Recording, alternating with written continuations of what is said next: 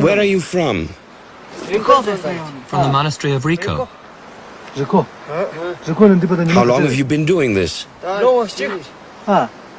For 1 year. And where are you going? To Lhasa. But it's at least 300 miles to Lhasa. How long will it take you? About 3 months.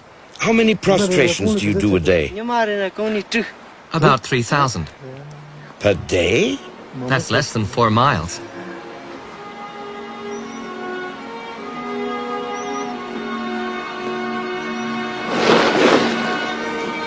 Prostrations are a spiritual exercise.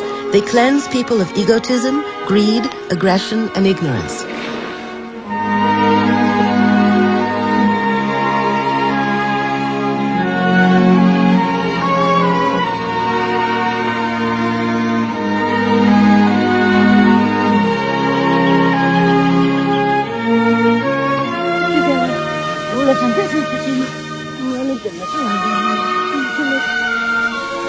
Tibetans make a pilgrimage to Lhasa at least once in their lives. There they pray for their spiritual leaders who fled the country in 1959 in the face of Chinese threats to destroy them. They honor and venerate Karmapa. Gyalwa Karmapa, the head of the long-established Kagyu sect of Buddhism in Tibet, older than the sect of the Dalai Lama. Karmapa marched with more than 100 monks over the Himalayas into exile. Umtse, Karmapa's tutor, quickly formed a new monastic community, and the ancient traditional teachings of Tibetan Buddhism continued to flourish.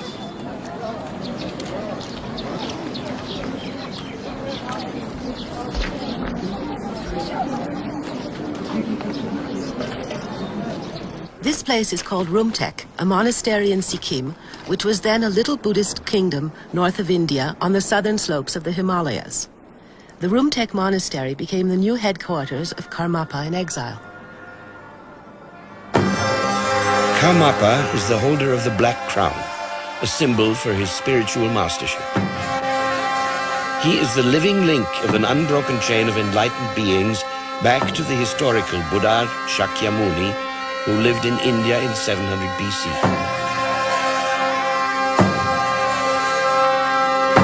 He is Buddha. Buddha Shakyamuni transmitted his qualities to his pupils, who also became enlightened and were able to help their pupils also to reach this state of self-liberation.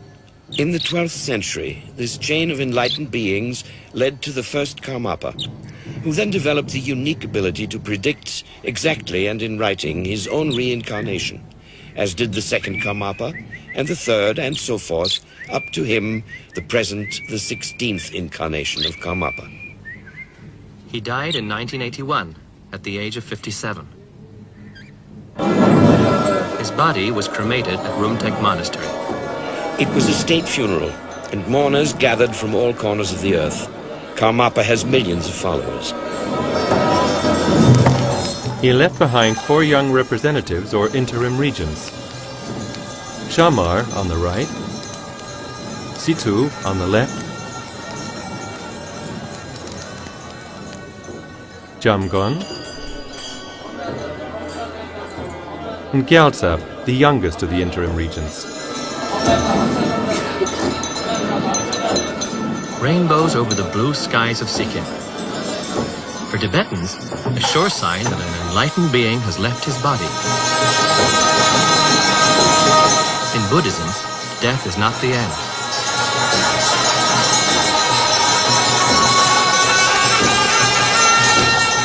Karmapa died with the promise that he would again give a clear sign by which he could be recognized in his new life.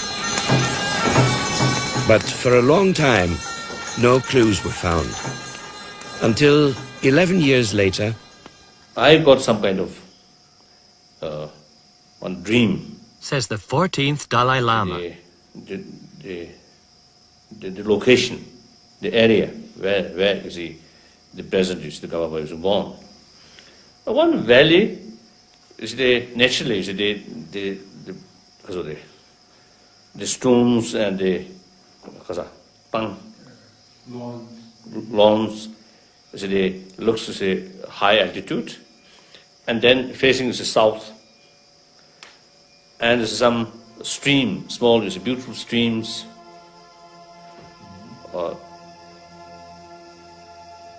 And that is the main sort of the picture. There's someone there, and told me, actually, without this form, there's someone, some source, telling to me, oh, this is the place where Karmapa is born. Where could this place be? How could it be found?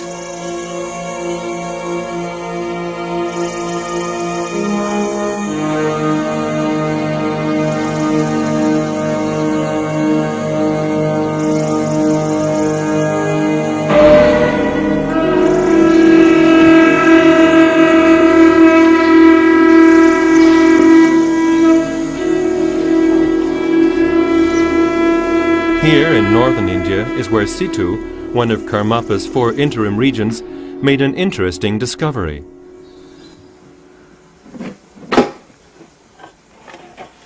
Pressured by the faithful, who hoped and expected that Karmapa had left some clues behind, Situ felt that he should open the talisman Karmapa had given him 10 months before his death with the words, "This will protect you and someday be useful." The late His Holiness gave me this protection pouch in early January 1981. And one day it was snake here. I opened that and I found an envelope. And the envelope have red ink letter saying that this should be opened in the Iron Horse year. And then I was very, very happy. And then after I offered the letter to 3 Rinpoches in Rumtek in March 1992. Traditionally, such talismans are never opened. But since no one had found any indications of Karmapa's rebirth, he decided to open it after all.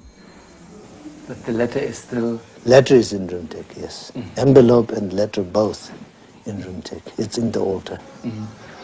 Here in Rumtek Monastery, in the headquarters of the late Karmapa, this most important and holy document is protected by the Sikkim police, both from outside and inside.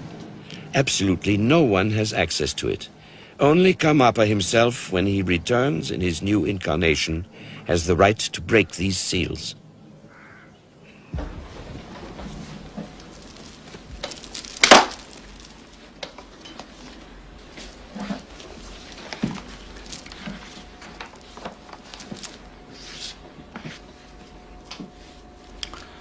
But I have a copy here of the sacred letter, and this is in Tibetan, so I will read this.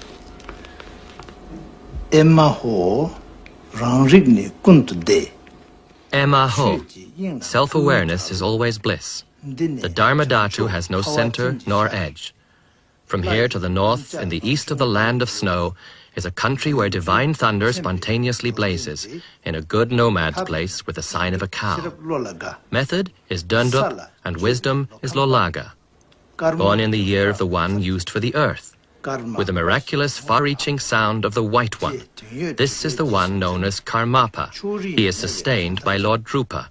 Being non-sectarian, he pervades all directions. Not staying close to some and distant from others, he is the protector of all beings. When I discovered this, I was very pleased. And actually it was a tremendous relief.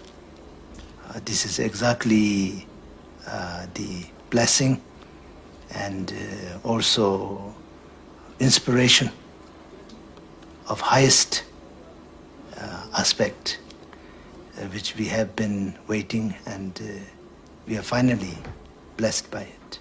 So I was very, very happy.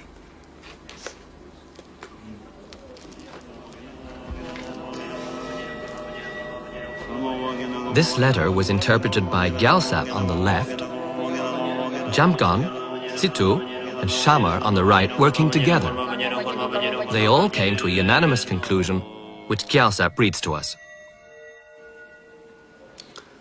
From here to the north, in the east of the land of snow, we interpret here as Rumtek, where Karmapa wrote the letter. And in the east of the land of snow means we have to look for him in eastern Tibet, because land of snow is the Tibetan name for Tibet.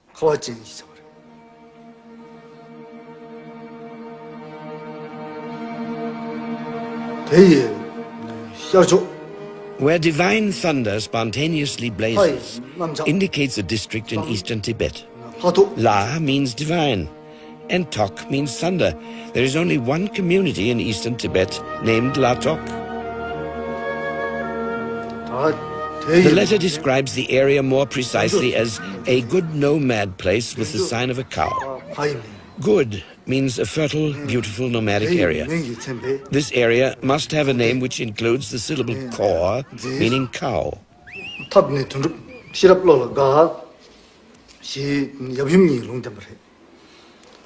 The next line, method is Dundup and wisdom is Lolaga, predicts the names of the parents. It refers to the Buddhist symbolism.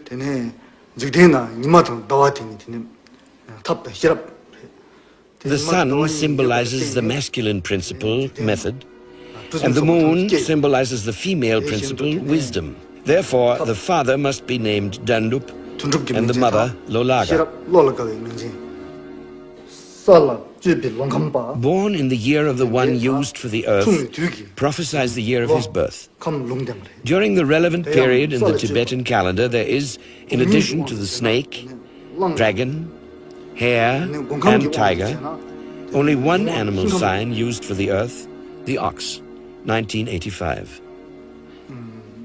The words, the miraculous far-reaching sound of the White One, refer to the white conch shell used in Tibetan religious music, which is always called the White One.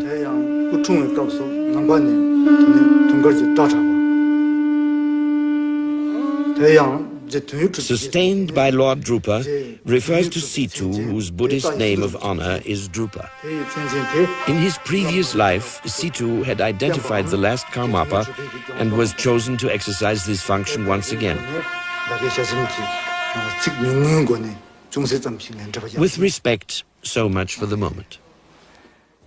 Jamgon, Karmapa's other interim regent. What do you personally think of the letter? Very precise. Do you think the information which the letter contains and how you interpreted it will enable you to find the reincarnation of Karmapa? Yeah, you could say that. Yes, it is very clear and very precise. And that's why we're all very confident about, finding of his holiness or yes. Because of visa problems, a copy of the letter is sent together with their interpretation to Tsurpu monastery in Tibet. Tsurpu has been the seat of all Karmapas for 800 years.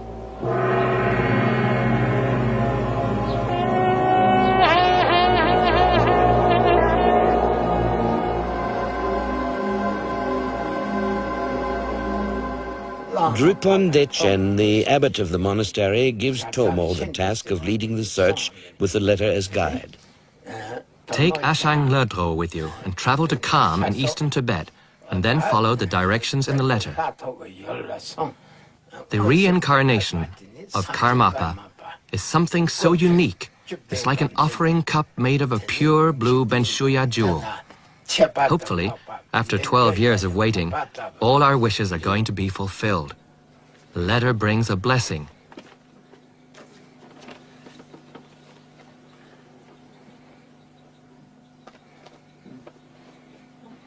For Tomo, it is the greatest task of his life. Only a handful of people know his mission, because indications and conditions could be manipulated, and the search could therefore fail. As discreetly as possible, Tomo sets off on his long journey, together with his companions, the 70-year-old Ashang Ledro with a white hat, Titi, his attendant, the driver, and Pato. No one in Tibet is allowed to travel without official permission. Therefore, Pato, in the black coat, a government officer, accompanies them.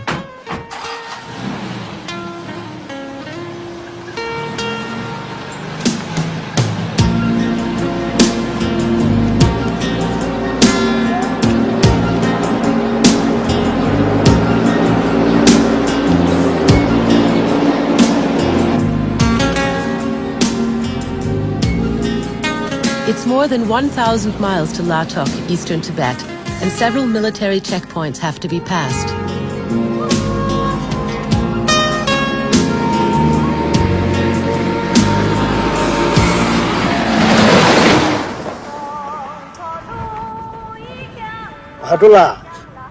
Patula, we'll simply say that you're on an official inspection trip and that you were kind enough to take us along. Tomula, we won't tell anyone what we're looking for. We'll pretend to be pilgrims.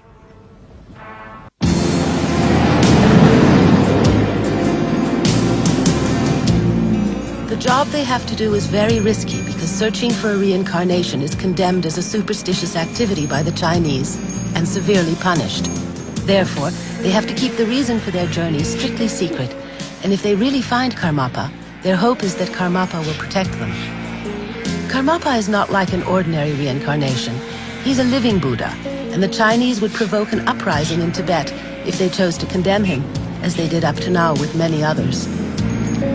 For 30 years, the Tibetans had been strictly forbidden to practice their religion. In the meantime, however, very few selected monasteries have been given permission to rebuild. The monasteries were centers of education for everyone. The country on the roof of the world is as big as Western Europe, or a quarter of the US, but with only 6 million inhabitants. Since 1960, Beijing has been oppressing Tibet with 500,000 soldiers and colonizing it with what are by now 8 million new Chinese settlers. More than 1 million Tibetans have been killed. The country has been looted. Tibet's natural resources are plundered, and nearly all the big wild animals have been wiped out. Before the Chinese started to build roads, one could see great herds of antelopes, wild donkeys, and yaks. Today, only a few birds are left. Tibetans do not kill animals just for fun or profit. It would be against their faith. The majority are nomads who live with and not against nature.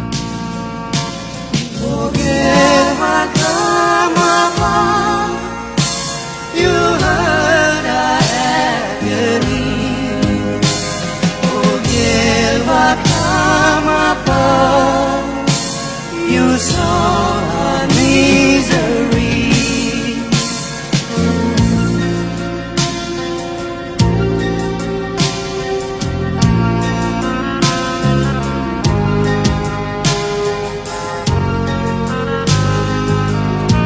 A Himalayan valley can be so large that it takes a whole day to cross. If the jeep has a breakdown, there is no one who can help. It is so cold that in the morning one can drive over frozen rivers, but by midday they're thawed out again, and these extremes of temperature are repeated day after day.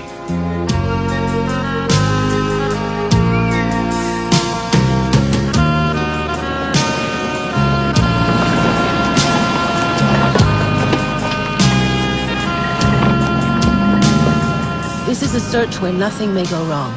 The monks from Tsurpu bear an enormous responsibility. If they're not able to find Karmapa, they will disappoint millions of people whose faith in reincarnation as a law of nature will be deeply shaken.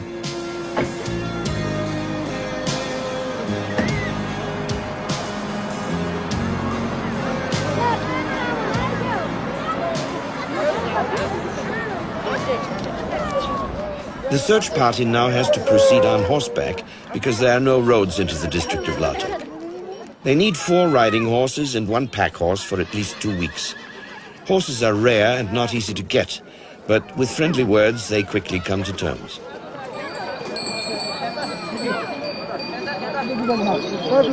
Before drinking, one always sacrifices a few drops to the hungry spirits. It's a beer made out of barley, or salty butter tea, which tastes like a greasy broth.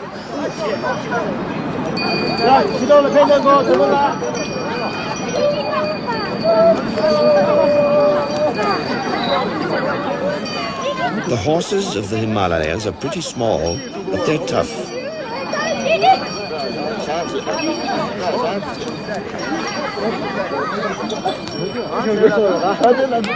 Without giving themselves away, the men continue the search. Now the arduous part of the journey begins. A day's ride to Latok over high passes and through dangerous ravines.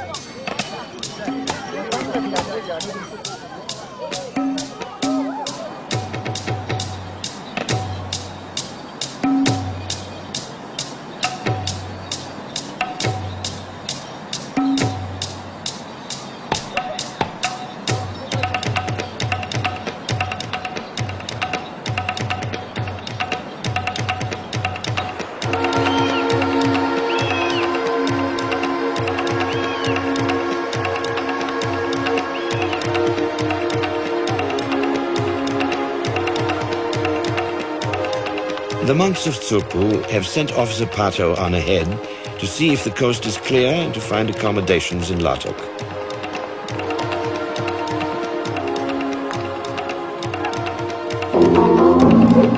After 3 days in the saddle, Pato reaches Latok.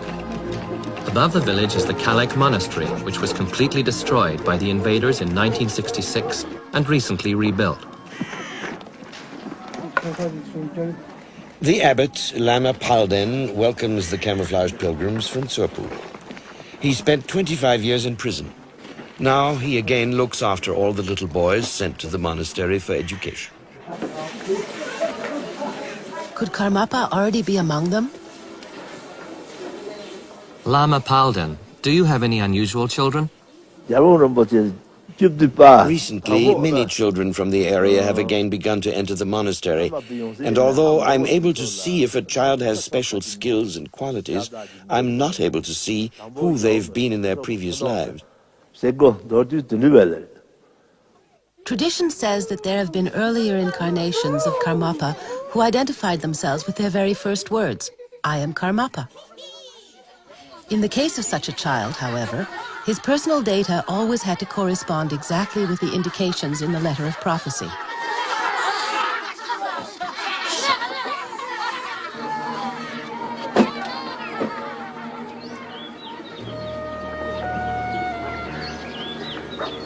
Tomo and Lodro not only interviewed monks, they also talked to people outside the monastery.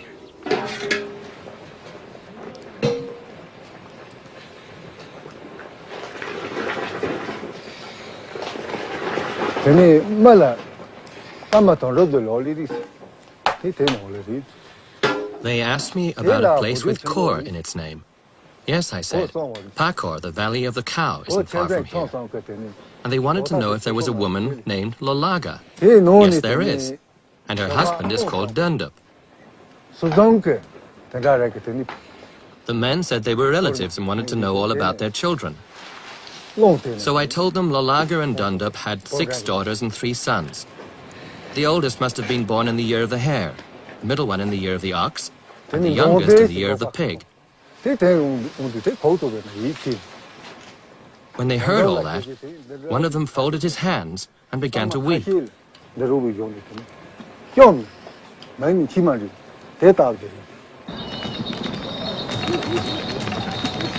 Early the next day, they ride on. If everything goes well, they can reach Pakor the same day.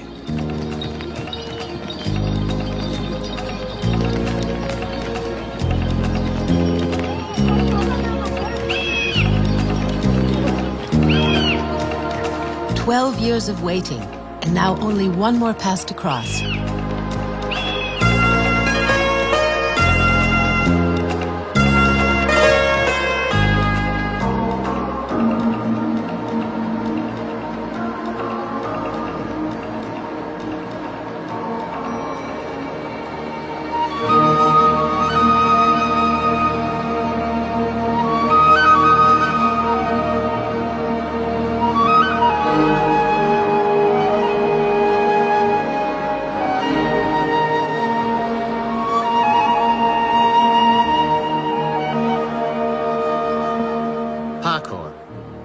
Where only nomads live. Here there are neither houses, nor mail, nor electricity. The men from Tsurpu find it hard to imagine that their enlightened Karmapa, the Buddha, could have chosen this, of all places, for his reincarnation. What reasons might he have?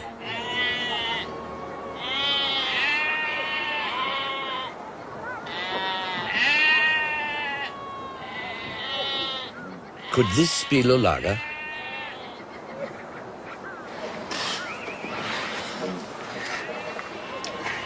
People here still live the way they did in primeval times.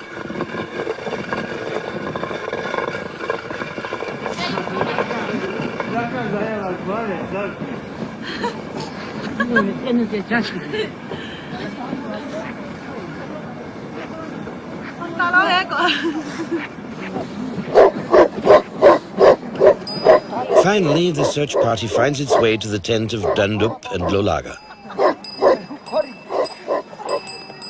If what they've heard is true, then their middle son, who was born in the year of the ox, must be Karmapa.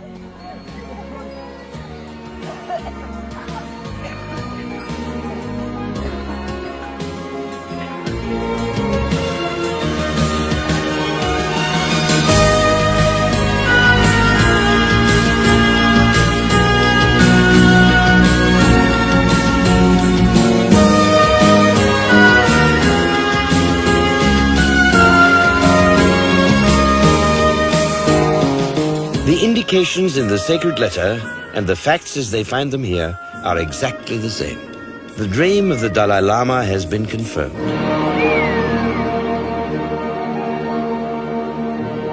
The one valley and some stream, small, beautiful streams. There was someone there and told me, oh, this is the place where Karmapa was born.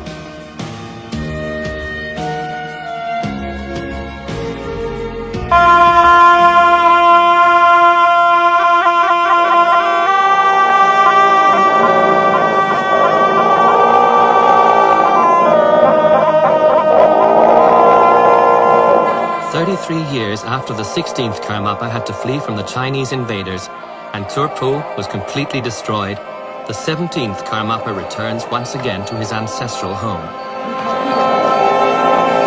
Karmapa's power to consciously change from one life to another is something which evokes deep devotion and respect among Tibetans. They don't see him as a child. They see him as a person who bears with him the wisdom of 16 lives in Buddhahood.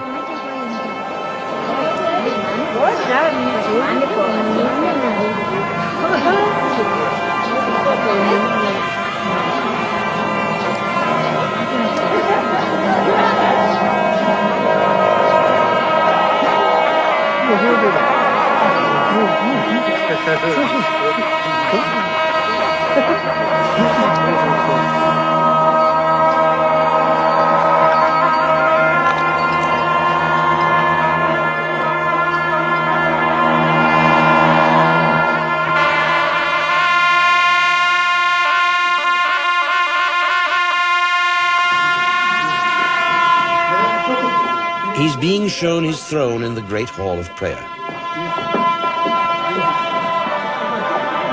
No, not the little one. The large one over there.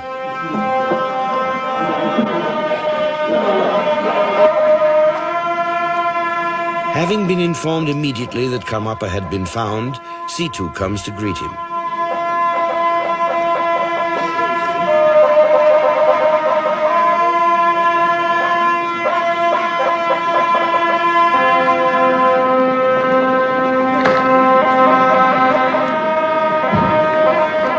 With him is Gyaltsap, one of the interim regents.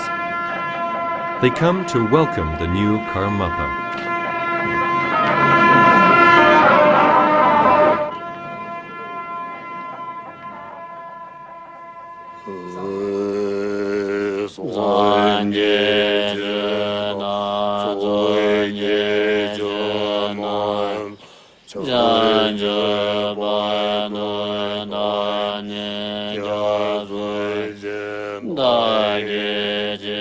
In Tibet, great moments such as this don't happen spontaneously.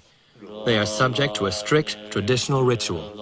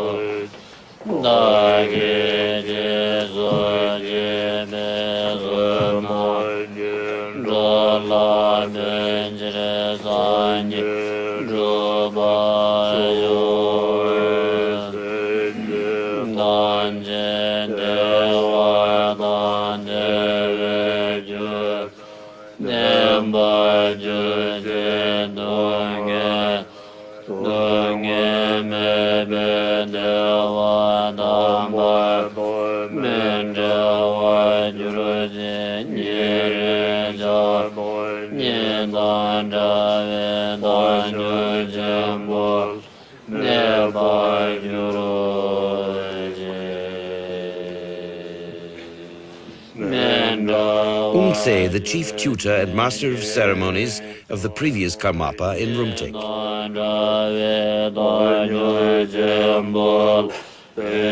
How much does Karmapa remember about Umtse and all the others who were so familiar to him in his previous life?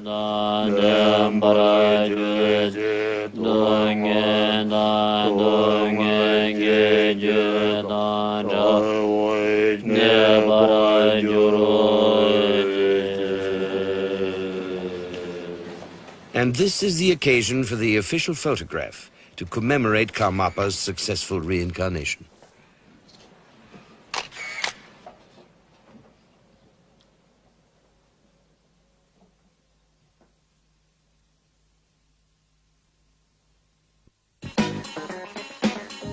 The news spreads quickly all over the world. Karmapa's personality and his unique abilities arouse much interest in the West. Without any effort on his part, his appearance coincides with a general surge of interest in Buddhism outside Asia. The little son of Tibetan nomads from Latok is officially recognized by the Dalai Lama as the true reincarnation of Karmapa. What was the basis for your recognition? So what usually I do is I do not, relying on just one or two, test. So I proceed my usual method regarding the choosing reincarnation. Then the indication is positive. So then I decided, okay, that's good. Ultimately, a Karmapa proves himself by his deeds.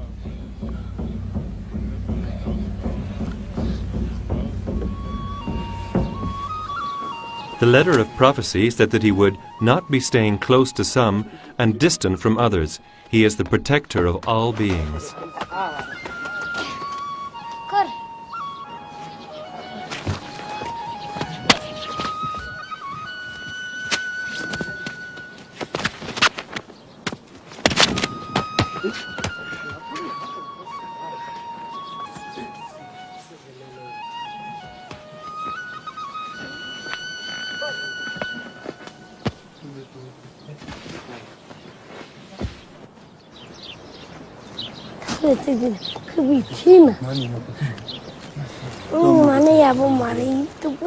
A few of the holes are quite deep. Some Karmapas left the impressions of their fingers in the stone to prove the power of mind over matter. The Chinese left gaping holes in the wall, which prove their faith in the power that comes from the barrel of a gun and demonstrate their hatred of religion. Religion in Tibet is something altogether different from what Marx, Mao, or other materialists meant by it. Buddhism is not the opium of the people, Buddhism made the people gentle and peaceful. This makes their brutal fate particularly tragic and bitter. Is this the Karmapa's house? It was in this little house that the first Karmapa began his line of reincarnations. At that time, in the 12th century, there was no monastery, only wilderness. He meditated in here for decades in order to become master of his own spirit.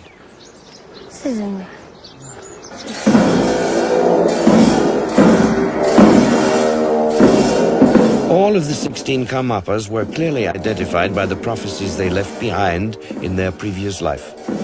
And in this way, the line of reincarnations has remained unbroken for 800 years. The first Karmapa became famous for his miracles, and a monastery grew up around his modest little house at Tsurpu. Like the first Karmapa, his successors withdrew from monastic life to the seclusion of their hermitages and caves. These still existing places of retreat are objects of veneration for pilgrims. Most of them are still in use. Surviving here in the winter at temperatures of minus 40 degrees is proof enough of extraordinary spiritual power. It was in this hermitage, along with his mother, that the 10th Karmapa spent 30 years meditating. In each life, again and again, the Karmapas, through profound discipline, attained that clear-sightedness which enabled them to see beyond the borders of death.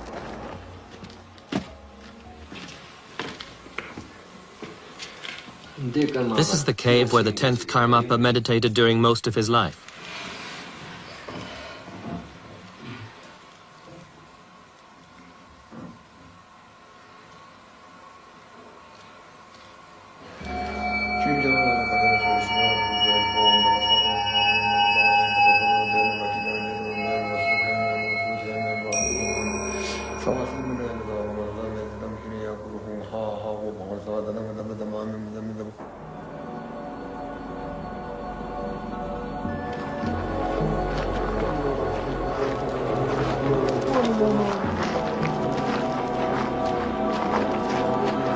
Reincarnation aside, all the little boys previously identified by the letters of the deceased Karmapas turned out to be outstanding personalities, musicians, poets, engineers, philosophers, who also had the gift of prophecy.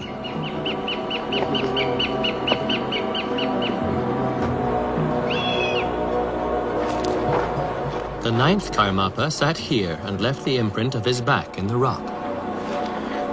Those who rub against it are sometimes healed of disease.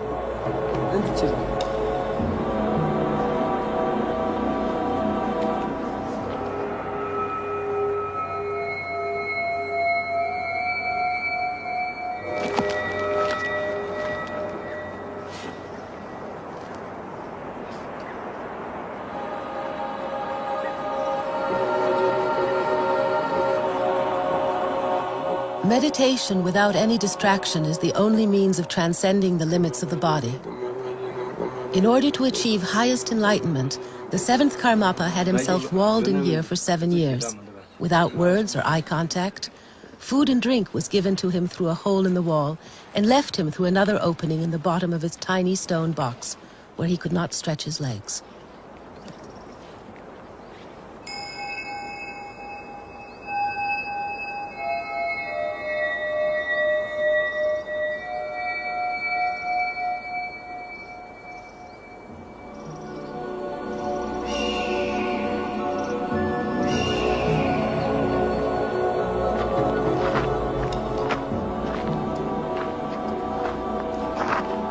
At an elevation of 15,000 feet, the 2nd Karmapa had his hermitage.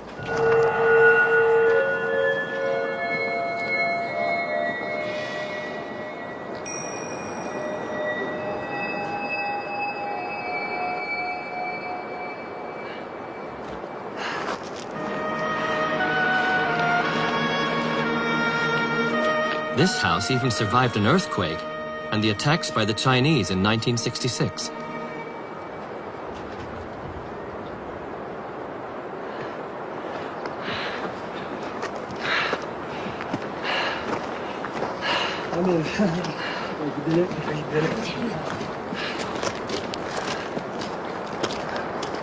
It is a testimony to the strength of Tibetan Buddhism that despite everything which has happened in recent years, the 17th Karmapa is able to once again reclaim his ancestral home and give new life to it.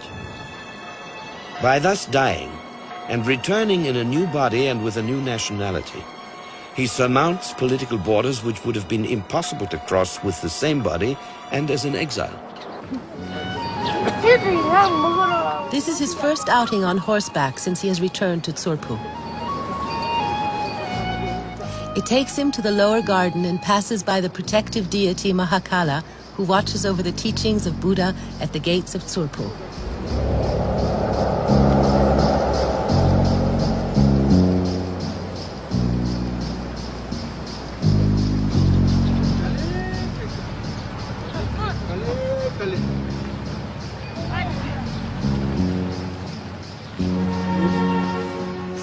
Years before the birth of the first Karmapa, Padmasambhava, the founder of Tibetan Buddhism, made a prophecy which said that completing the work of Karmapa would require 21 reincarnations. Urgent Tinley is the 17th of the predicted 21 Karmapas.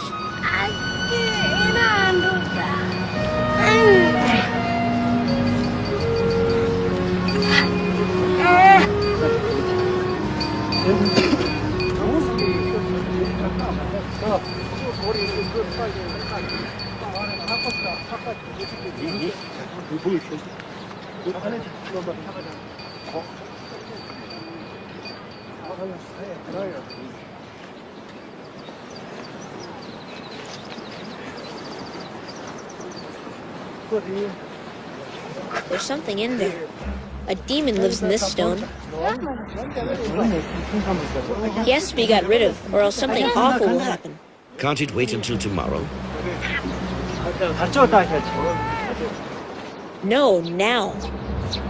Take him out and don't get tired. I'll show you where he has to go.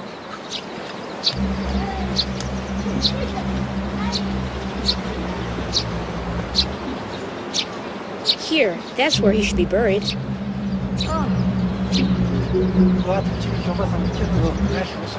But the wall might cave in if we remove the stone. Shouldn't we support it?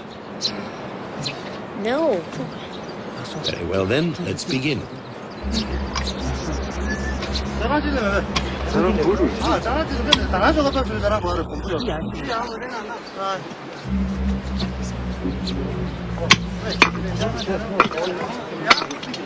In Tibet, it is not at all unusual for demons to take possession of a stone and spread evil from there. The breaking of such stones in a special ceremony which forces the demon to flee is quite common.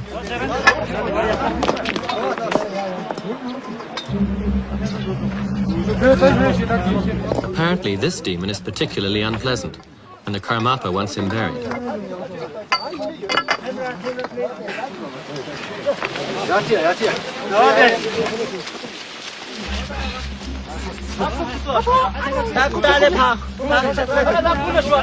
He's to get a decent funeral. Only monks are allowed to dig his grave.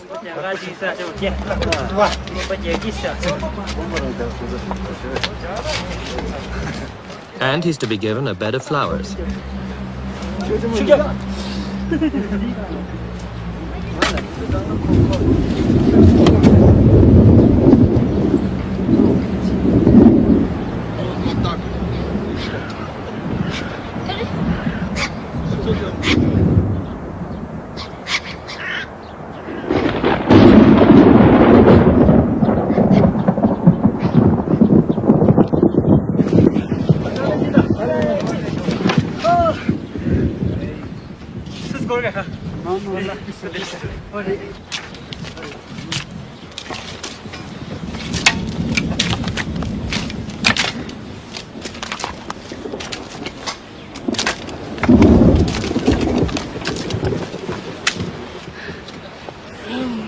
Here he will find peace.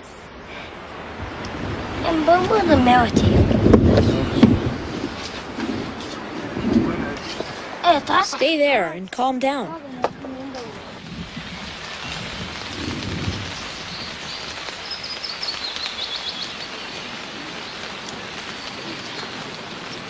Did he just imagine all this?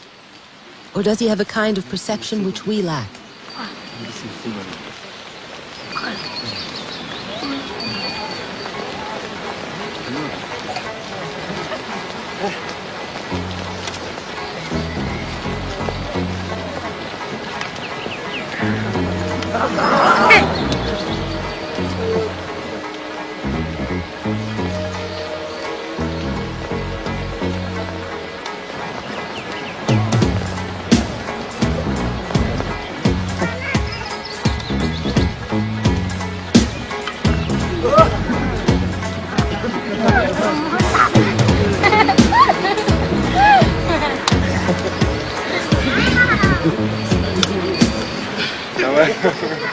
Situ and Gyaltsap have arrived. They have planned something special for today.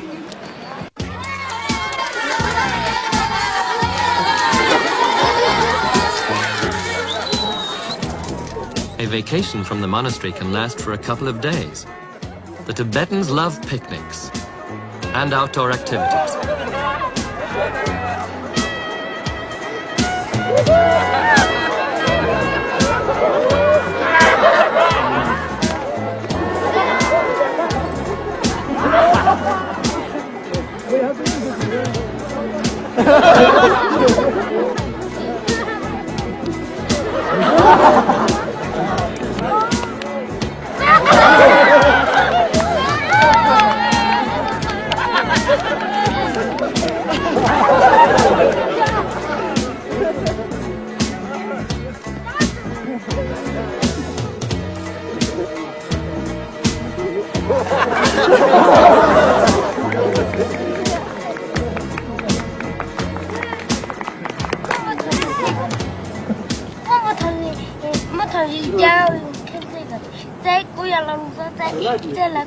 The 12th Situ and the 17th Karmapa have rediscovered a friendship which has lasted through 12 lifetimes, stronger than any family tie.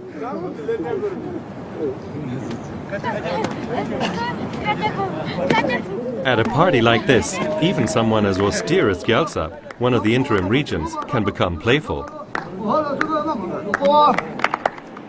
A form of stately Tibetan rock and roll.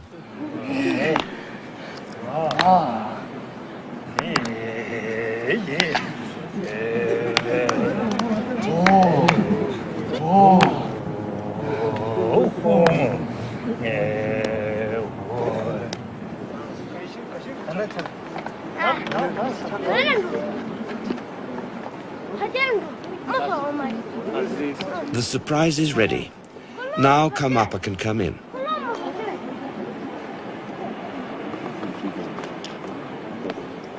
It's too dangerous for predators like these, armed with savage teeth and claws, to indulge in... A generator, a television set and a video recorder have been brought from Lhasa especially for today.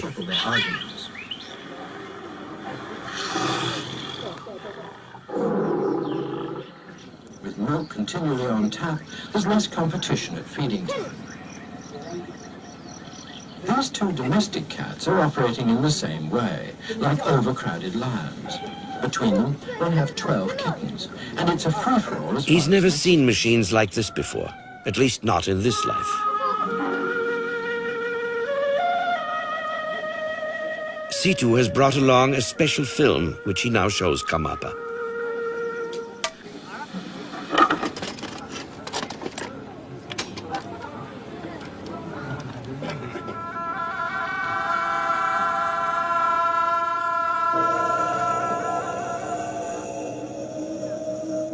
It's a film about the 16th Karmapa. 3 rooms have already been prepared.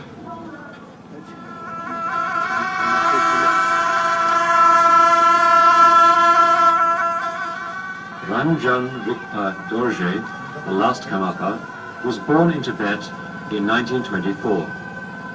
He fulfilled the prophecies of Padma Sambhava, who also foretold in the 8th century Tsurpu monastery will be the center of the activity of the successive Karmapas, who by their activity would liberate inconceivable numbers of sentient beings.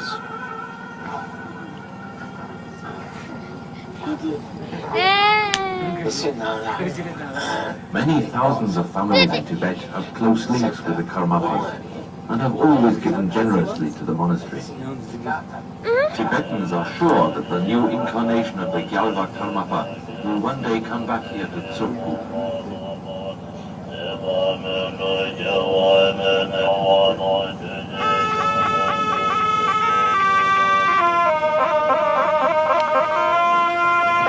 In 1974, the 16th Karmapa blessed Westerners for the first time.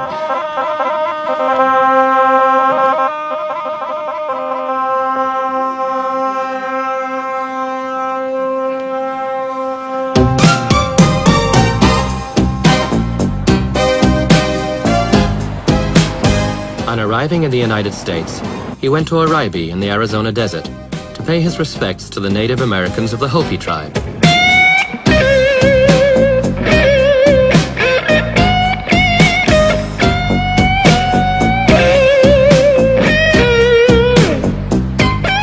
The Hopis have an ancient prophecy which says that when the man with the red hat comes, a bridge of wisdom will be built between East and West.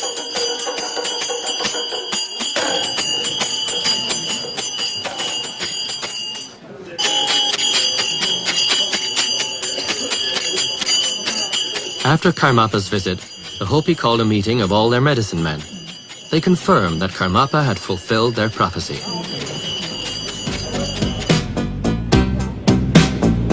Karmapa then traveled to a number of American cities.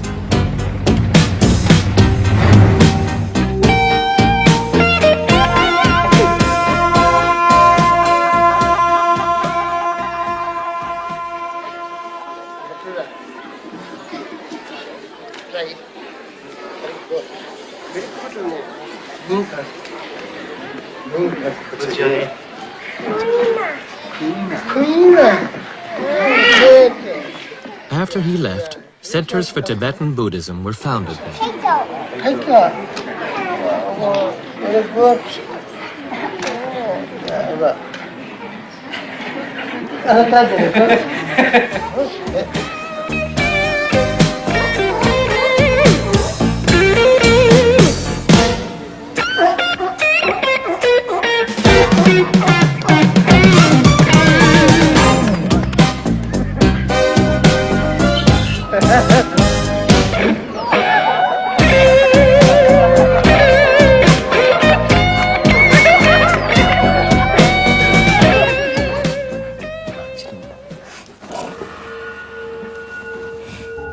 What is actually involved in this continuity of the spirit? What is it that persists from one life to another? Levels of consciousness? Certain types of behavior?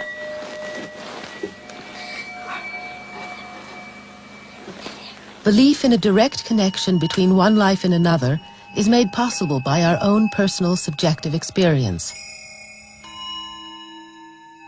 The Buddhists believe that every human being is the focal point of a spiritual as well as a biological heritage. Karmapa is spiritually descended from Karmapa. Biologically, this is his father, Karma Dundup Tashi, age 54.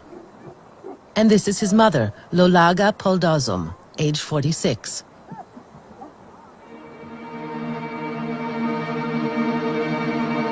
They are nomads in eastern Tibet, in the province of Kham, in the Latok district.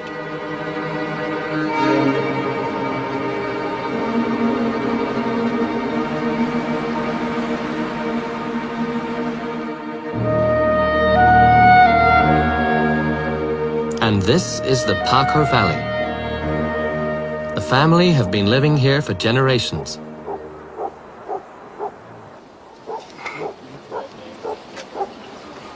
By the time Karmapa was born in 1985, Lolaga had already given birth to 7 children.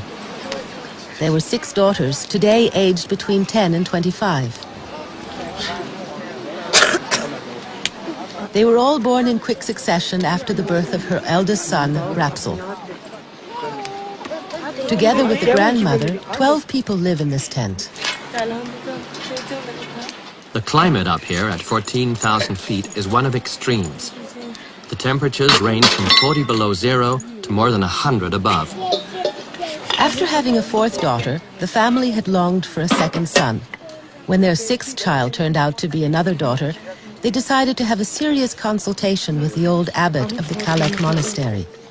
He gave them instructions to help them get a second son. Help those in need every day, feed the fish in the river and the birds and the stray dogs. And in addition, they were to say the prayer of refuge 111,000 times. But when yet another daughter was born, the old abbot had died. Lama Palden became his successor, and he gave them the same advice. In addition, he recommended a pilgrimage to Lhasa. The father traveled to central Tibet, while the mother stayed home with the family and continued to pray. After 50,000 prayers, Lolanga was pregnant. The family prayers were intensified. The father said tens of thousands, but the largest number, more than 1,000 a day, were said by the grandmother. She tells how, at the birth of her daughter, there had already been signs that Lolaga would greatly benefit Buddhism.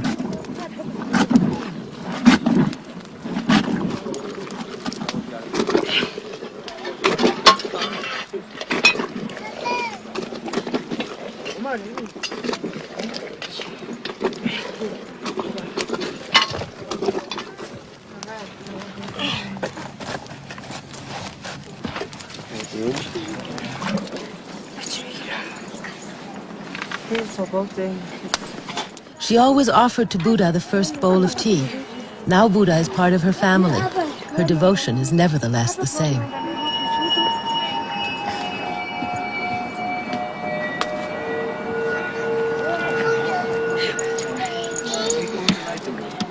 In the rough climate of Tibet, 20 or more cups of salted butter tea every day are a matter of survival.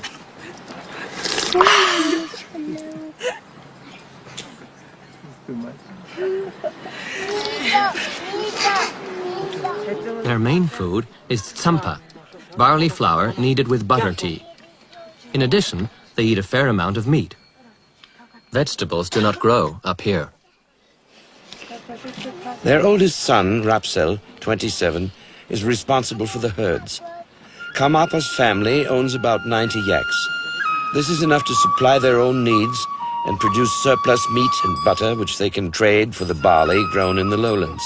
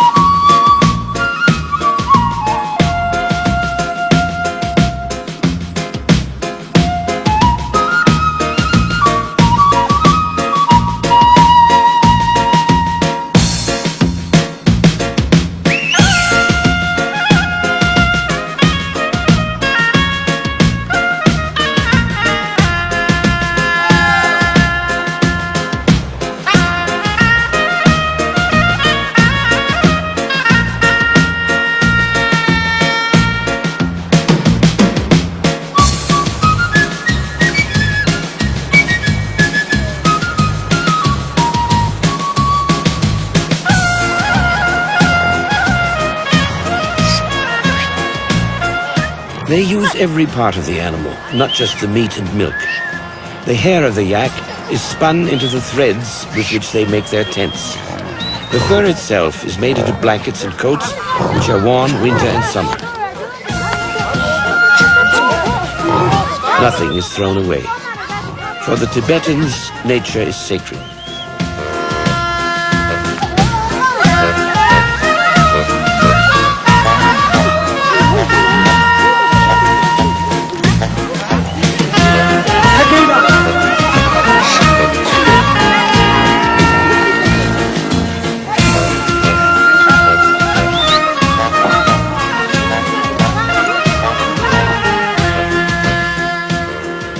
In 1985, the summer pasture of the Karmapa family was only one valley away.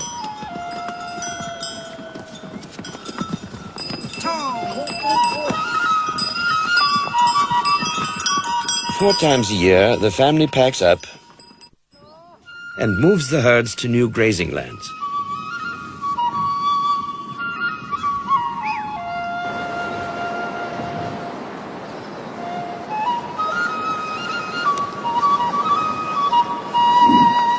They set up their tents there in early June. In the last month of Lolaga's pregnancy. The 111,000 prayers still hadn't all been said. Anxiously, they asked themselves, will it be a boy this time? She dreamt of 3 white cranes who brought her a golden letter from Padmasambhava, the founder of Buddhism in Tibet. They told her to keep the letter secret until the time was right.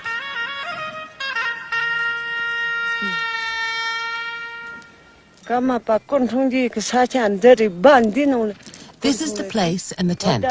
Here is where Karmapa was born on the 26th of June, 1985.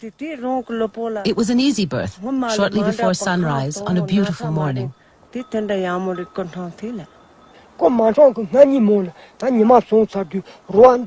I can't explain it, but the evening before there was a rainbow over the tent, even though the sun had already set. Naturally, I had no idea that the child was Karmapa, but the many wondrous signs which accompanied his birth made us very happy and gave us the certainty that this child would be of great benefit to Buddhism.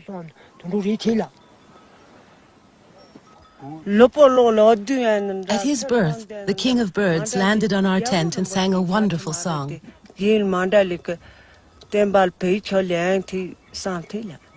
On the 3rd day after his birth, we also suddenly heard conch shell horns resounding everywhere. At first I thought it was an aeroplane. Everyone around here heard it. This sound lasted for an hour and a half. Our neighbors, the Sipas, the Tsewogs, and the Chudzoms will tell you the same thing. I looked out, but I couldn't see anything.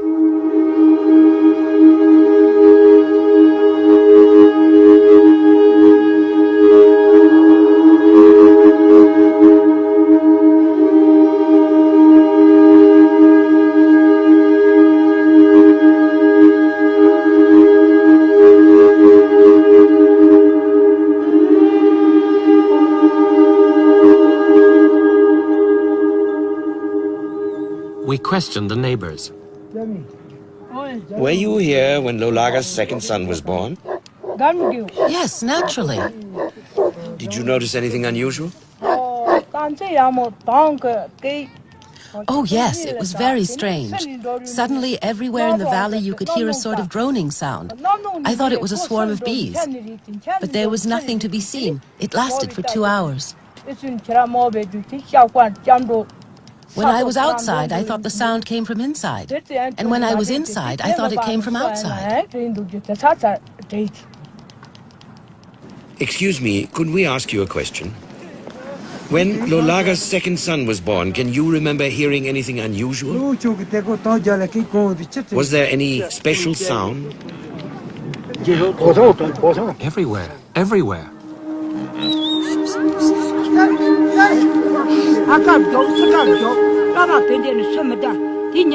I thought a high lama had come riding into the valley and that an orchestra was accompanying him with lots of conch shells. We looked all around. The music could be heard everywhere. I couldn't tell where the sound was coming from. There was no lama either. Nothing. Just this loud music in the air.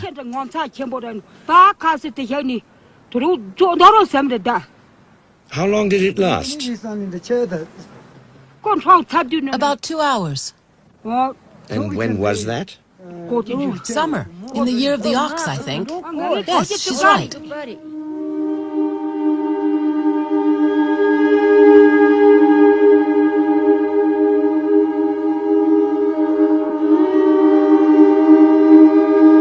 The Chokhang Temple in Lhasa is the focus of Tibet's spiritual strength. It is located below the Potala, the Dalai Lama's palace.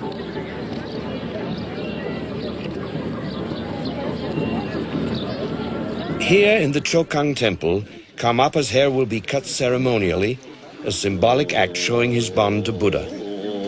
Normally, this rite is performed in front of a higher lama, but Karmapa does it at the feet of the Chovo.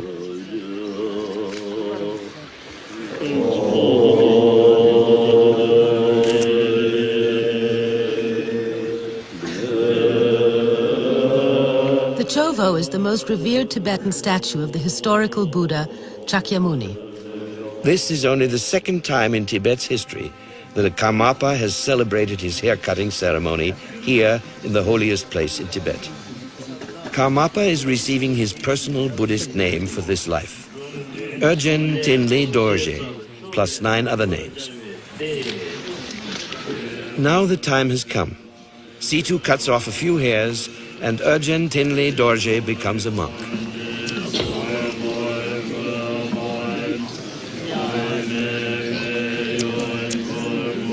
That a religious ceremony such as this could take place with the knowledge of the Chinese occupiers also has its political consequences.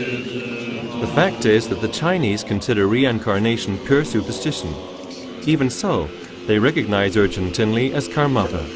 And what's more, they do so only because their political enemy, the Dalai Lama, has identified him as the true reincarnation.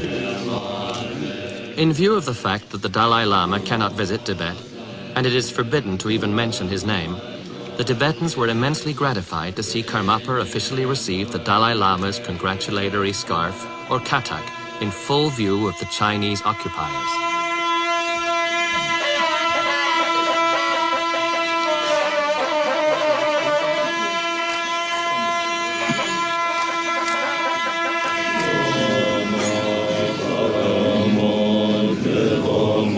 Tibet now has a spiritual leader who is inside the country and who is closely connected to the Dalai Lama. This is only a first step, but it is a hopeful sign for the survival of Buddhism in Tibet.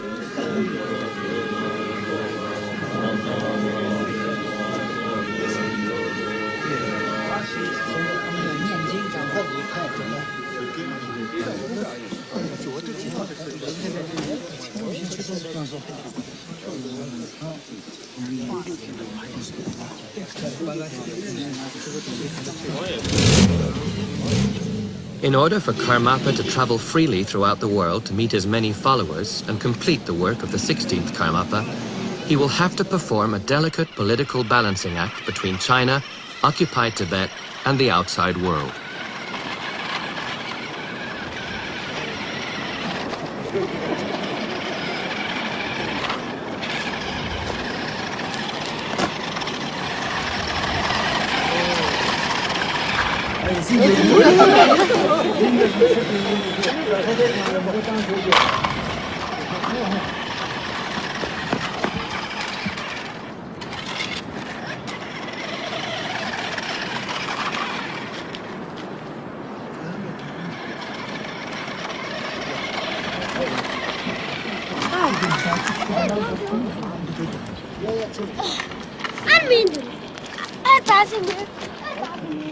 If it is possible for someone to decide where and when his spirit will enter another body, then one might ask why Karmapa actually chose to be born here in Pakur.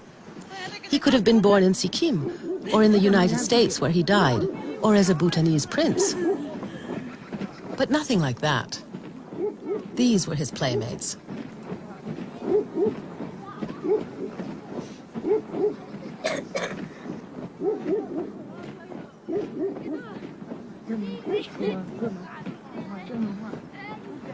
They lived almost identical lives, and yet he is completely different. Was it his sense of compassion that moved Karmapa to choose this place, these people, and this martyred land for his rebirth?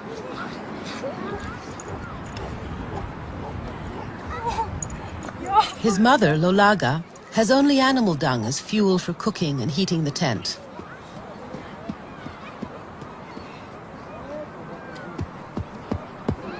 She has to pound it flat for drying. When she was a child, she collected dead wood in the forests around here. It's hard to believe that this area, like all the enormous expanses of eastern Tibet, was once a huge forest, full of trees so large that it took several men with outstretched arms to encircle them. What happened to the trees? In my childhood, there was a dense forest here. But during the last decades, all the forests have been cut down. One mountain after another has been stripped. Here, there are only tree stumps. This is all we have left. The trees have all been floated to China, and now nothing grows here. It's terrible.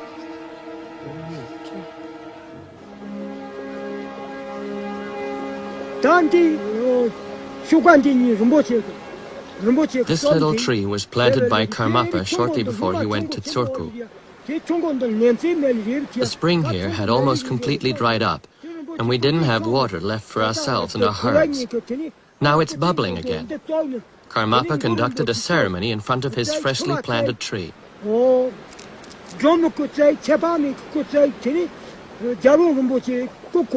If he hadn't saved the spring, the summer pasture up here would have been lost, and we would have had to move down to the river to find water for our animals.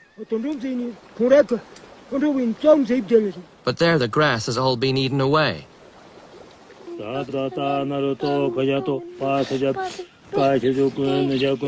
Umse was in close contact with the 16th Karmapa throughout his life. He went into exile with him in Sikkim, and now, at the age of 72, he has returned to Tsurpu.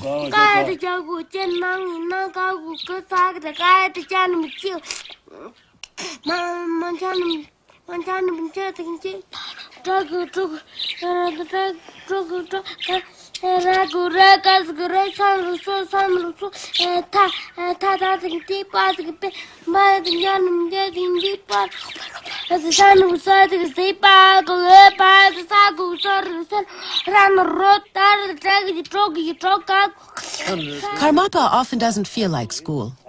But there are some texts which he knows by heart after only one reading.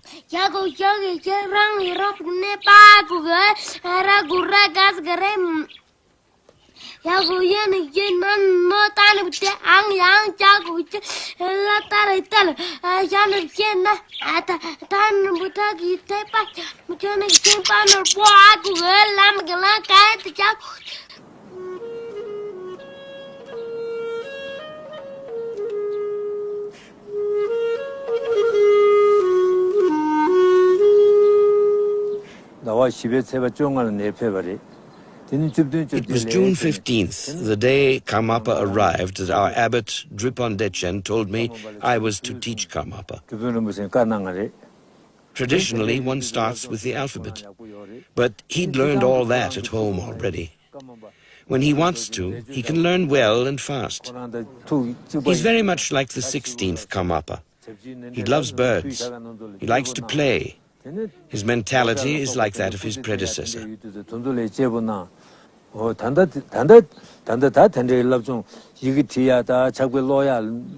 Later, he will study metaphysics at the very highest level. And someday, he will have a lot of monks to educate, so he'll have to become a great master himself. He will be a leader who frees people from their suffering and brings them great happiness. He is the living Buddha. He embodies Buddha's teachings and will disseminate them in all realms of existence. He will achieve great things. But at the moment, he is a child, and so there are still things that I can teach him. Later, this will no longer be the case. I will serve him as long as I am able to. I am not a master myself, so there isn't much that I can give him.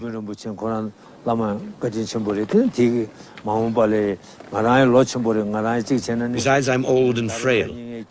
I could be dead in a month, or in 1 or 2 years, one doesn't know. In the future, he'll determine his own activities. They will depend on the power of his spirit and the greatness of his compassion, and on the degree of his enlightenment.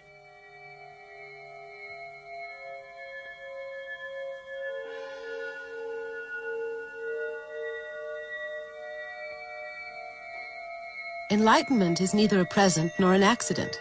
In his former lives, Karmapa achieved it through selflessness.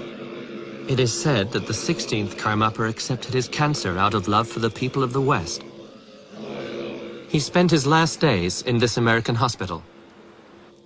Watching as a physician an unstoppable illness ravage his body, and yet this kindness that never stopped. Every morning, I would go in and ask him, "Are you having pain?" And he'd smile at me and say, "No, no pain, no pain." It was very confusing to the staff. It was obvious he wasn't just denying his illness. So the staff was constantly confronted with this person who was dying, but was still more interested in how they felt than in how he felt. Karmapa died on November the 5th, 1981. His principal students invited me into the room and had me hold my hand over His Holiness's heart area. And each day I was amazed to find that it stayed warm.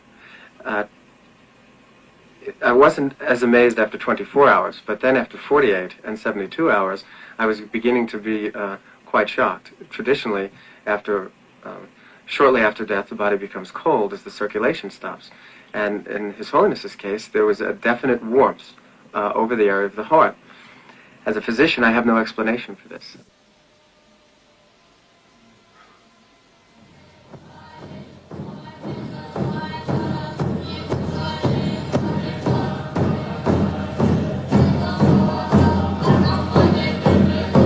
Ever since his death, Karmapa's followers, both monks and lay people, have been praying that he might quickly return to Earth in human form.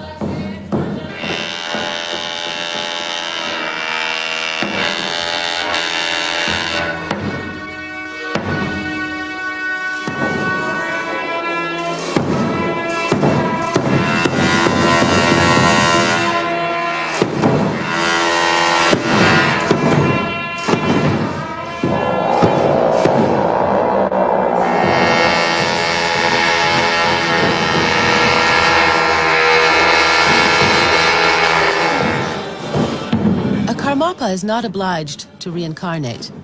He is free of all the confusion, anxiety, and attachments which drive people compulsively back into a body.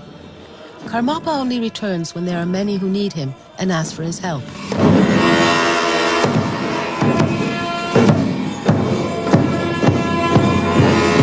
His spirit moves freely, independent of whether he has a body or not. The famous 1,000-year-old Tibetan Book of the Dead teaches that experience is based upon projection. The projection is the image of the world we make for ourselves and which we call reality. According to this traditional teaching, the world of our experience is a dream. It's like watching a film which emotionally is very real for us, but has little to do with the reality of sitting in the cinema. Tibetans believe that, like this metaphor, experience continues after death. The projector is the spirit which cannot die. The show goes on, so to speak. If we become conscious that it is our mind which produces the film, the experience, then we can stop the projector of our mind and become aware that the true nature of our spirit is emptiness.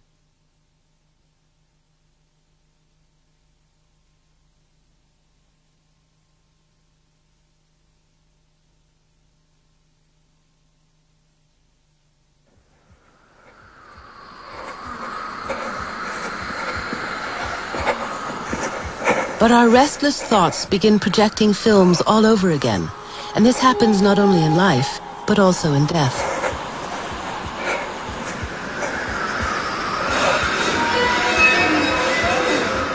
The Tibetan Book of the Dead even says that experience during death without a body is 7 times more intense. And it can be weeks before we realize that we've died. Usually, we realize it only because others can no longer perceive us.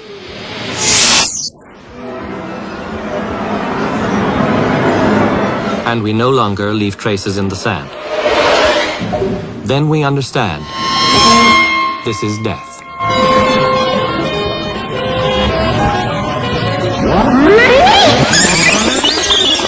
Though we do have the option to avoid all suffering by breaking the circle of reincarnation.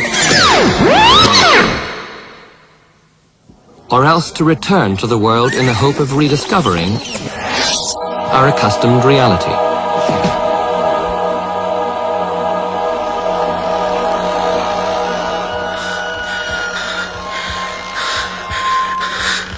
We again pursue our projections and search for ourselves.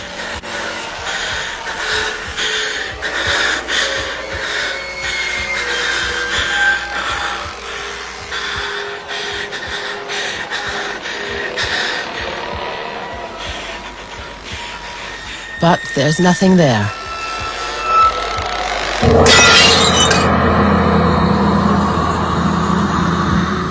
So the solution is a new body.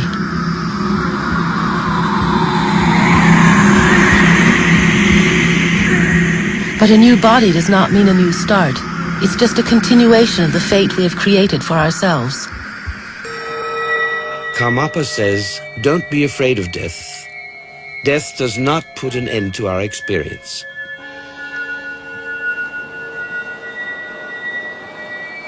Life and death are like a river without a beginning or an end.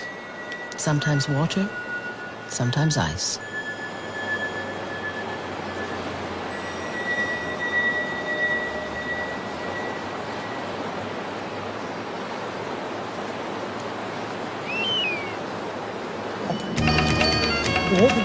The family sets out to Tsurpu to be present at the enthronement of their son as the new living Buddha. Even Karmapa's little brother is going along. The family had been longing for a second son for so many years. And now, as Karmapa, he's left them. The last-born child is again a son, and a comfort to them.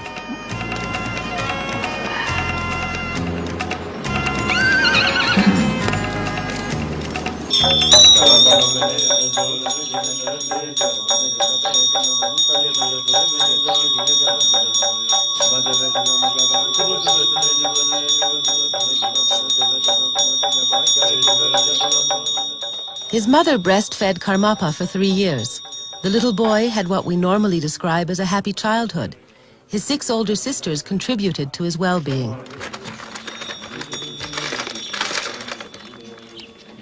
Immediately after he was born, his mother sent one of his sisters to fetch water at the river. When the sister came back, she said a magpie had just given her the name of her new brother, Abogaga. And so, for the first 7 years of his life, until his discovery, he was called Abogaga.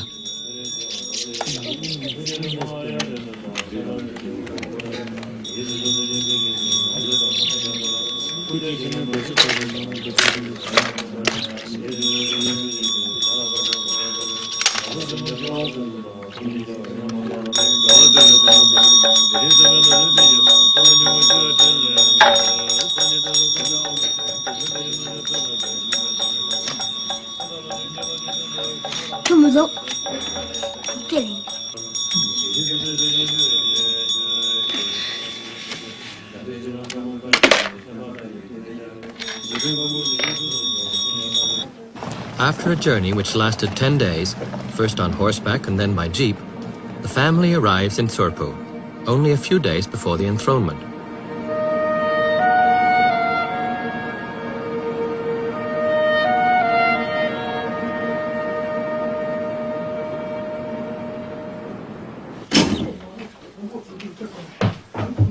For the first time, the family meets their little Abogaga as the great Karmapa. Karmapa is now as much an object of reverence for them as for everyone else. They cope with this situation neither with pride nor with sadness, but with respect and humility. More than once, Abogaga's father had offered him an education, a Tibetan euphemism for a spanking. Now, of course, he regrets it.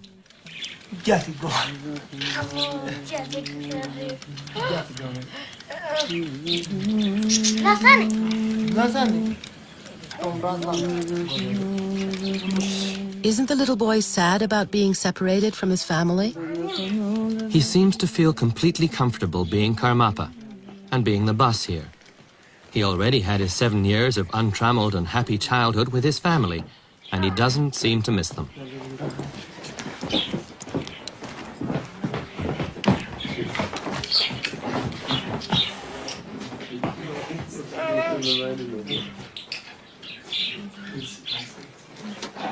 From now on, the relationship between him and his family will be restricted to short visits like this.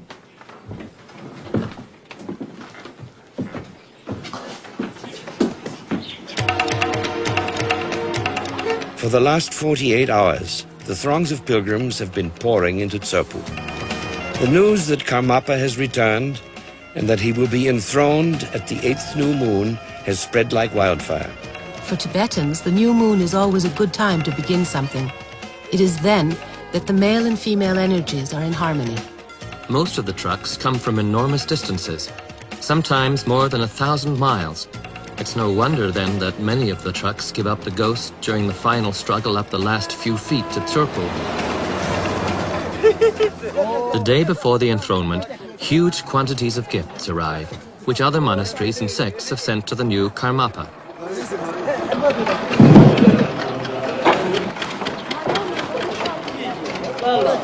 Each item is recorded and exhibited. There's everything, from ritual objects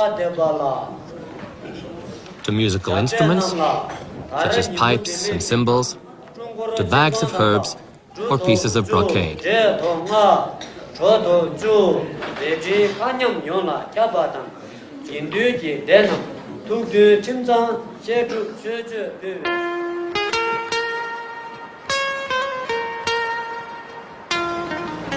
It's dawn on the day when the Buddha will once again ascend his throne. It is the 27th of September, 1992.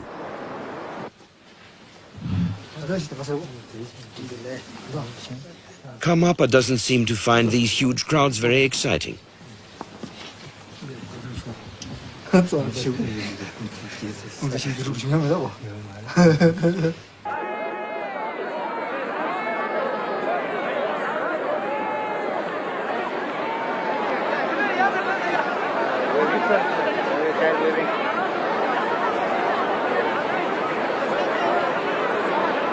There's an estimated 20,000 pilgrims, plus an official from Beijing.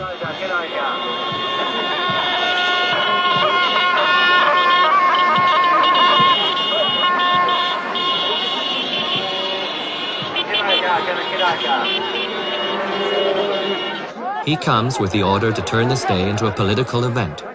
China recognizes the highest spiritual leader who lives in Tibet because China cannot afford another bloody uprising on the roof of the world.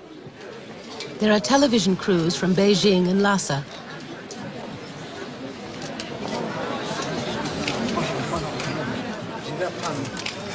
The official presents Urgyen Tenli Dorje with the Red Book of the Central Committee, with the state seal of his recognition as the 17th Karmapa, the living Buddha.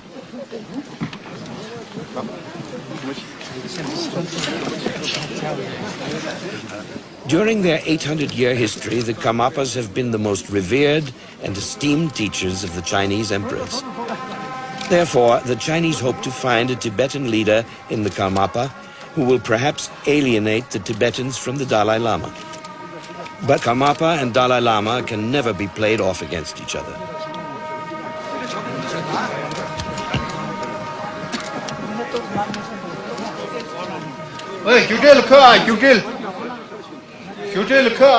Despite this, the official from Beijing insists that the Karmapa may not be given a seat higher than his own. The political aspect of this enthronement heralds a change. Now that reincarnation has been officially recognized, it can no longer be condemned and punished as superstition. And there will be at least some limits to the repression of Buddhism in Tibet.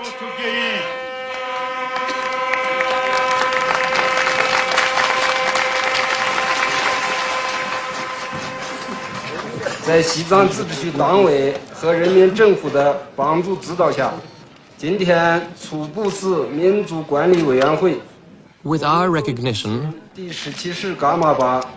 show that our government respects the religious freedom of minorities, especially of Tibet. The politics of religious freedom is a stable and long-term one. Consequently, we hope to see a strengthened socialism and patriotism originating from the monks, religious believers, and the monastery administrations. Tibetan Buddhism should be preserved.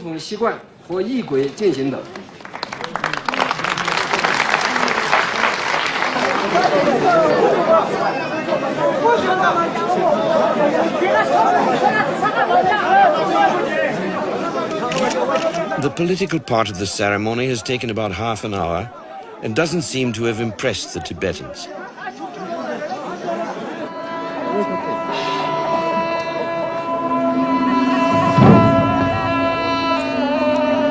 As soon as the Chinese delegation has departed, the Tibetans surge forward to take their places.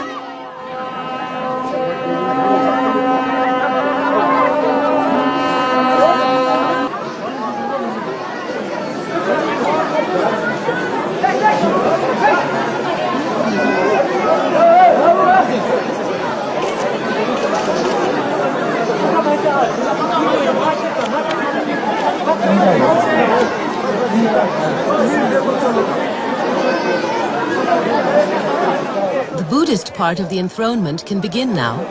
It is exactly noon and the stars are in an extraordinary constellation. 4 fire signs in a row. This is the right moment, which has been chosen for the enthronement in advance.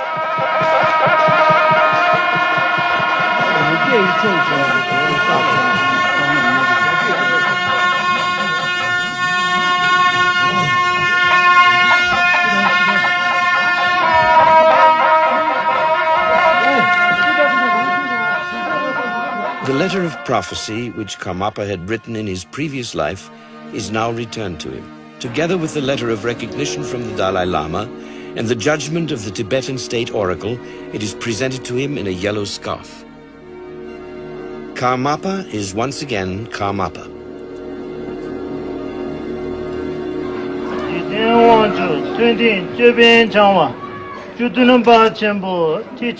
The 12th Thai Situpa addresses the Karmapa with his full name. His Holiness the 17th Gyalwa Karmapa Urgent Tinley Dorje, and presents him with the symbols of life: grain, the symbol of fertility; red sand, the symbol of earth. All the various elements are presented to him to be touched.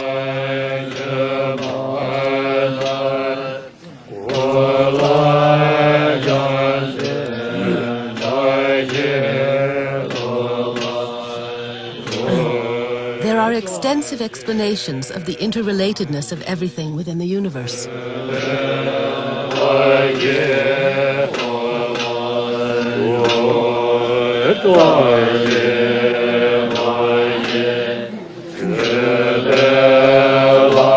The mirror symbolizes the element of form, because the mirror reflects only form.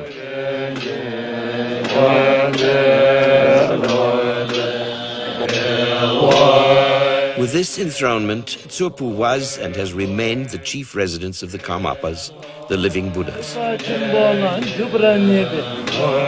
Visitors who couldn't get a seat inside the temple listened to the ceremony over loudspeakers.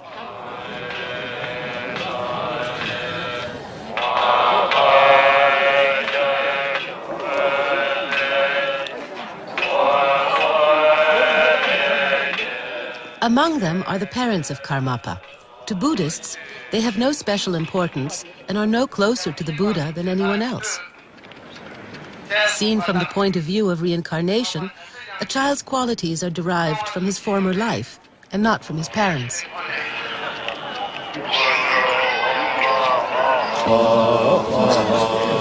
To conclude the ceremony, Gyaltsap celebrates the mandala offering.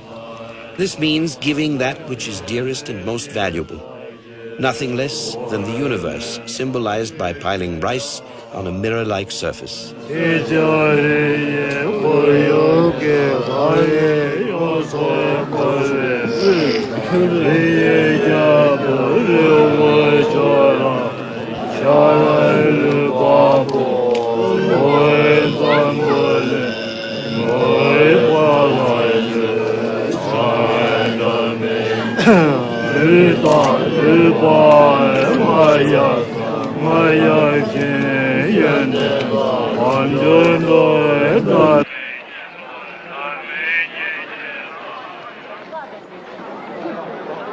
Now everyone can enter the temple. No one may be excluded. They've all made the journey in order to see the Karmapa at least once. One good reason for the high throne is to keep the Karmapa from being crushed by the crowd. And somehow or other, the greeting scarves and personal gifts have to reach the Buddha himself.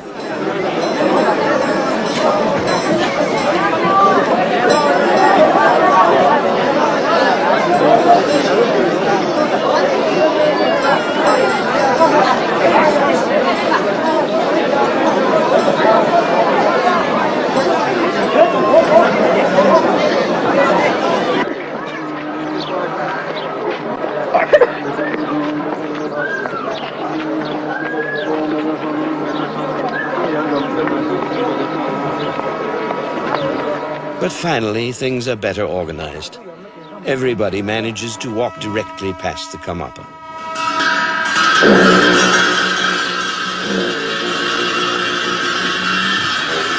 They receive his blessing and can see him from close up. For Tibetans, merely having seen the Karmapa ensures that one won't be reborn as an animal. One can be sure of returning at least 7 times as a human being and without having to endure a hard fate.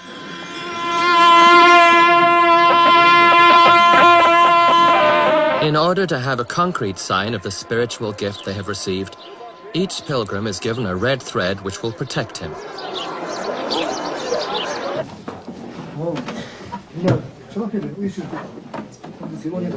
The ceremony has lasted the whole day. After sitting still for 8 hours, Karmapa is still ready for a joke.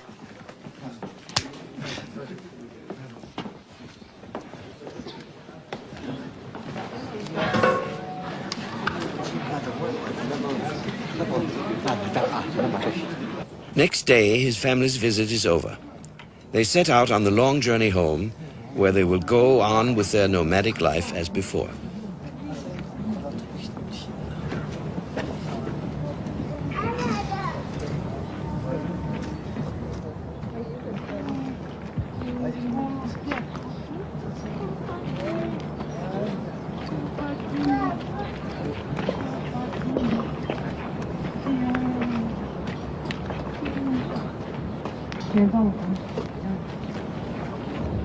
The parting from his little brother is especially tender.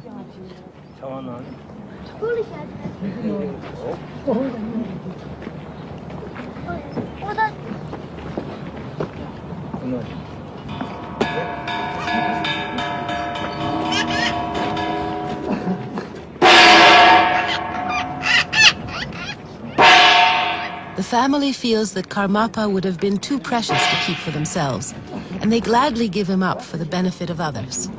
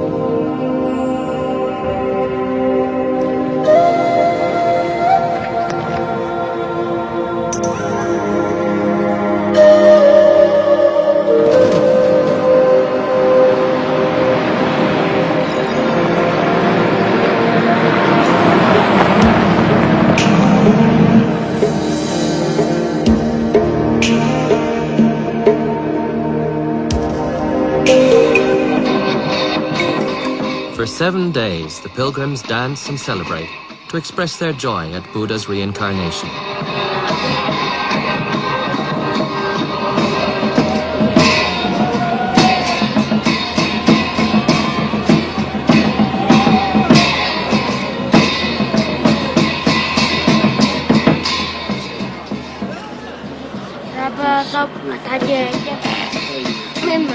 Karmapa is studying to hold his first initiation into Buddhism.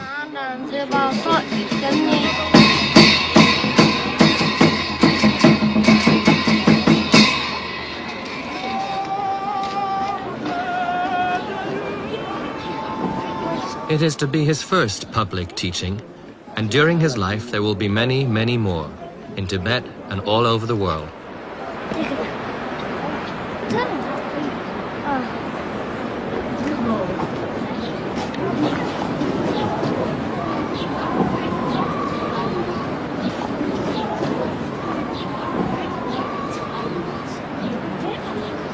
This initiation emphasizes compassion for all sentient beings.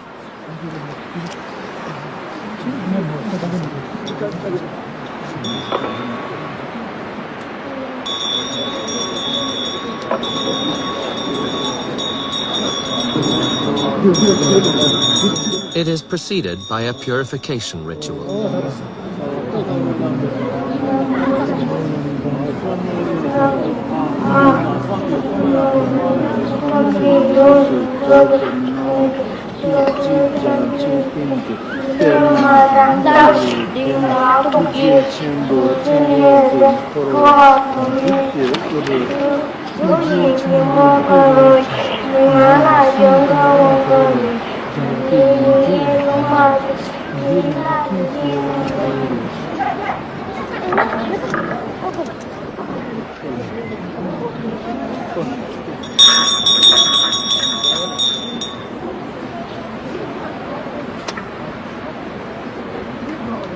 The saffron water, which Karmapa has blessed, creates the connection between himself and everyone who is there.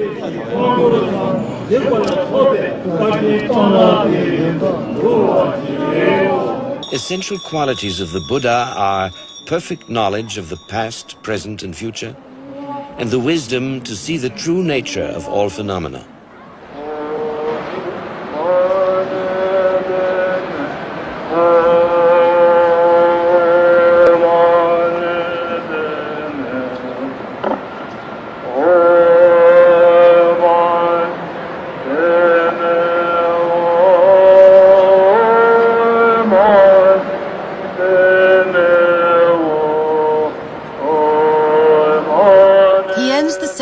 With the message that there are no qualities or wisdom without compassion.